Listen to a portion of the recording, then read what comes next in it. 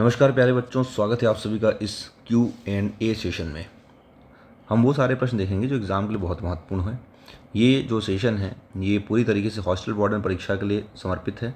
साथ में जो प्रयोगशाला परिचारक है उसमें भी देखेंगे, और जो लेबोरेटरी टेक्नीशियन की बात करते हैं उसकी बात करते हैं। ठीक है, मैंने व्यापम की हाल में होने वाली जो परीक्षाएँ हैं, जो शेड्यूल है सितंबर के आसपास, उन सारे परीक्षाओं में काम तो आएगा ही, साथ ही साथ बाकी जो आगे एग्ज़ाम में आने वाली चीज़ें हैं, चाहे वो पीसीएस हो स्टेट का, चाहे फिर कोई वनडे एग्ज़ाम हो, even though that is very useful for national level examination also.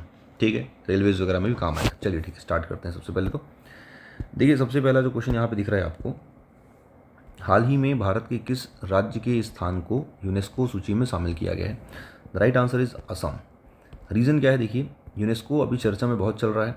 तो असम में एक ज़िला है, उसका नाम है चराई देव, और चराई देव ज़िला के अंतर्गत, चराई देव ज़िला जो है, जो बता रहा हूँ उसको ध्यान रखना, हो सकता है ऐसे कुछ आपको एडिशनल मिल जाए, क्वेश्चन पलट के आ जाएगा, तो उसको आंसर पलटना आना चाहिए। तो इस चराई देव ज़िले में अहोम राजवंश, जो कि पिछले 700 साल पुराना माना जाता है, और इस राजवंश के संबंध में कुछ जो टीले नुमा समाधि की बात करते हैं। ठीक है, टीले नुमा समाधि यहाँ पर मिलती है, और इस समाधि की बात करें तो इसी समाधि को, है ना, समाधि की जो प्रणाली है इसको कहते हैं मैदाम कहते हैं, मैदाम कहते हैं, और इसे ही कहते हैं मोइदम भी कहा जाता है। तो असम के इस चराई देव राजवंश के अंतर्गत, जिले के अंतर्गत अहोम राजवंश जो कि 700 साल पुराना है, उसकी टीले नुमा समाधि है ना, उसे मोइदाम को या मैदाम को हमने इस सूची में शामिल किया है। क्लियर है? इसे हम लोग क्या कहते हैं? असम का कहते हैं पिरामिड्स भी कहते हैं। ऐसे पिरामिड में स्ट्रक्चर बना हुआ है, इसलिए हम इसे असम का पिरामिड भी कहते हैं, पिरामिड ऑफ असम कहा जाता है। ये पहला आंसर है। दूसरा मैं थोड़ा सा थॉरोली एक्सप्लेन करूँगा ताकि एग्जाम में थोड़ा आपको डीपली याद रखें। भारत के कुल इतने स्थान को यूनेस्को की सूची में शामिल किया जा चुका है।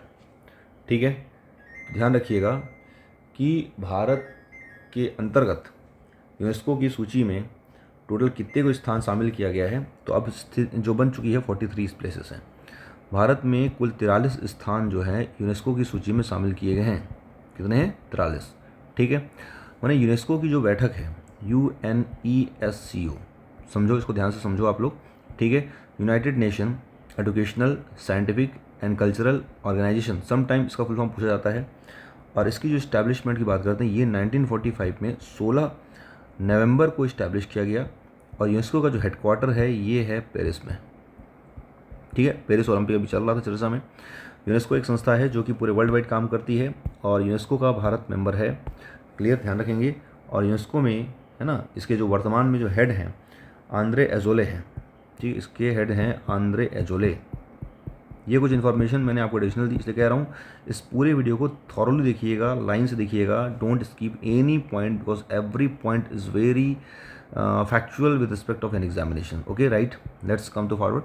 तो अभी ध्यान रखेंगे 43 places are comes under the UNESCO. UNESCO में 43 स्थान जो है शामिल हो चुके हैं, और उसमें ध्यान रखने वाली बात क्या है कि यूनेस्को की जो 46वें सेशन में ये डिसीजन लिया गया कि भारत के इस स्थान को शामिल करेंगे।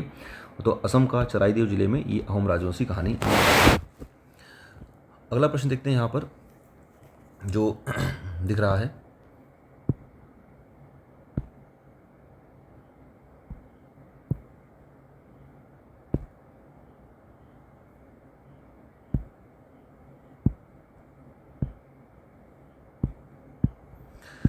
ठीक है, अगला क्वेश्चन देखिए। पहाड़ी इलाकों के युद्ध की स्थिति के आधार पर, है ना, जब हमारे हिली एरियाज़ में लड़ाइयाँ होंगी, पहाड़ी इलाके में युद्ध की स्थिति के आधार पर भारत के किस स्वदेशी हल्के टैंक का विकास किया गया है? रिसेंटली जो संस्था है हमारे इंडिया में, दैट इज़ DRDO, है ना, और साथ में L&T, लार्सन एंड ट्यूब्रो, दोनों कंपनी, ये गवर्नमेंट कंपनी है या प्राइवेट कंपनी है, इनके बीच में साझा हुआ है मेमोरेंडम ऑफ अंडरस्टैंडिंग की बात करते हैं। तो ये दोनों ने जोरावर एक टैंक है इसका निर्माण किया है, जो कि स्वदेशी हल्का टैंक है। भारत ने खुद अपने इंडिजीनियस टैंक कह सकते हैं। ठीक है, इंडिजीनियस टैंक है, मतलब जो स्वदेशी निर्मित, स्वदेशी तकनीक पर आधारित होते हैं, उन्हें इंडिजीनियस कहते हैं। तो ये जोरावर टैंक है, याद रखिएगा। अगला क्वेश्चन देखेंगे, पहाड़ी इलाकों में युद्ध के लिए स्वदेशी टैंक, हल्के टैंक का जो विकास है किन संस्था के, अभी मैंने ऑलरेडी मेंशन किया है DRDO, L&T। देखो यहाँ पे कहाँ पे DRDO और L&T, पहला ऑप्शन आंसर ए है। ठीक है, इसका विकास किया जा रहा है, राइट। अगला क्वेश्चन देखते हैं यहाँ पर। हाल ही में किस राज्य ने एनसीआर की गठन पर, है ना, एनसीआर हमारे पास है नेशनल कैपिटल रीजन दिल्ली, और दूसरा उसके स्थान पर एससीआर स्टेट कैपिटल रीजन की बात रखी है।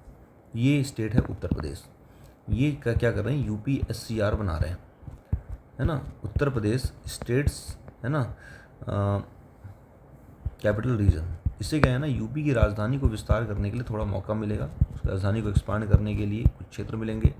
तो ये फिलहाल एक जनरल क्वेश्चन है, एडमिनिस्ट्रेटिव पॉइंट ऑफ व्यू से ध्यान रखिएगा। अगला क्वेश्चन देखते हैं यहाँ पर क्या रहता है। संसद के द्वारा नवनिर्मित कानून को किस तिथि से लागू करने का निर्णय लिया गया है। ध्यान रखेंगे जो वर्तमान में जो सीपीसी था, जो हमारे पास सीआरपीसी था, जो आईपीसी था, सबका नाम बदला गया है। ठीक, इसमें जैसे मान लीजिए जो नाम हमने बदले यहाँ पर, है ना, तो ध्यान रखेंगे ये सारे नाम जो बदले हैं इसको एग्जीक्यूट करेंगे 1 जुलाई 2024 से। जैसे कि इसमें दंड प्रक्रिया संहिता को भारतीय नागरिक सुरक्षा संहिता में जो सीआरपीसी है ना, जो सीआरपीसी आप देख रहे हैं यहाँ पर, सीआरपीसी, तो इसे भारतीय नागरिक सुरक्षा संहिता के नाम से जाना जाएगा, भारतीय नागरिक सुरक्षा संहिता। दूसरा, ठीक है, जो भारतीय न्याय संहिता है, बीएनएस भारतीय न्याय संहिता, तो भारतीय न्याय संहिता ने आईपीसी इंडियन पिनल कोड को रिप्लेस किया है। आईपीसी एक्ट 1860 आया करता था, अब 2023 आएगा। फिर वैसे ही यहाँ पर भारतीय साक्ष्य अधिनियम, भारतीय साक्ष्य अधिनियम, ये नाम था आपका आईईए इंडियन एविडेंस एक्ट। तो इसने इंडियन एविडेंस एक्ट का यहाँ पर स्थान लिया है। तो ये मान लो नाम पूछा तो ठीक है, अदरवाइज हमारा क्वेश्चन यही था, 1 जुलाई 2023 तक से इसको लागू किया जाएगा। अगला प्रश्न देखते हैं यहाँ पर, किस राज्य नेता को राज्यसभा में सदन का नेता चुना गया है। तो राज्यसभा में सदन का नेता कौन होगा भाई, जिस भी व्यक्ति को प्रधानमंत्री, है ना, किसी भी मंत्री परिषद के सदस्य को, जो संविधान आप पढ़े होंगे मालूम होगा, मंत्री परिषद के सदस्य को राज्यसभा में सदन के नेता चुनते हैं। तो सदन के नेता वर्तमान में है कौन, तो ध्यान रखना जेपी नड्डा जी हैं, जो कि, है ना, बीजेपी के राष्ट्रीय अध्यक्ष थे पहले। तो वर्तमान में राज्यसभा के सदन का नेता किसे चुना गया है, उनका नाम है जेपी नड्डा है। और इसी चलते राज्यसभा में विपक्ष का नेता कौन है, तो ध्यान रखेंगे मल्लिकार्जुन खड़गे जी हैं, कांग्रेस पार्टी के राष्ट्रीय अध्यक्ष हैं। ठीक है, बाकी दोनों मंत्री हैं, धर्मेंद्र प्रधान जी हैं और कौन है, पीयूष गोयल। फिर चलते हैं, अगला प्रश्न देखते हैं यहाँ पर जो आपको दिखाई दे रहा है, वर्तमान लोकसभा में विपक्ष नेता कौन। तो विपक्ष नेता कौन रहेगा, ध्यान रखना है कि विपक्ष नेता वर्तमान में 10 सालों के बाद मौका मिला है, और वर्तमान में कांग्रेस पार्टी ने 99 लोकसभा की सीटें जीती हैं। और ऐसे में विपक्ष नेता किसे कहते हैं कि जब जिस भी पार्टी को लोकसभा की कुल स्ट्रेंथ का 1/10 मिले, तो 54.3 सीट जिसके पास होगी वो पार्टी जो है विपक्ष नेता के तौर पे लड़ सकती है। उसको हम कैबिनेट का दर्जा मिलता है, कैबिनेट मंत्री के बराबर का दर्जा मिलता है, सैलरी उसको बराबर मिलती है, सारी सुविधाएं बराबर मिलती है। वर्तमान में इस पद पर राहुल गांधी जी हैं। ठीक है, इस बार कांग्रेस ने पिछली बार से काफ़ी अच्छा स्कोर किया है। पिछले 10 साल से हमारे पास कोई भी विपक्ष लोकसभा में नहीं था। ठीक है, चलिए आगे चलते हैं यहाँ पर। तो यहाँ देखेंगे वर्तमान लोकसभा के विपक्ष नेता कौन है, तो यहाँ पे ध्यान रखेंगे राहुल गांधी।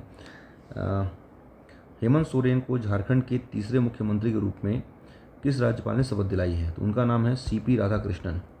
ठीक है, ध्यान रखेंगे ये चंपई सोरेन इस समय इनके पहले थे। अब चंपई सोरेन के आने के बाद, उनके जाने के बाद कुछ ही महीने में फिर से ये दोबारा चुनाव होने वाले हैं झारखंड के। झारखंड मुक्ति मोर्चा ठीक है, संबंधित हैं कौन, तो हेमंत सोरेन की पार्टी।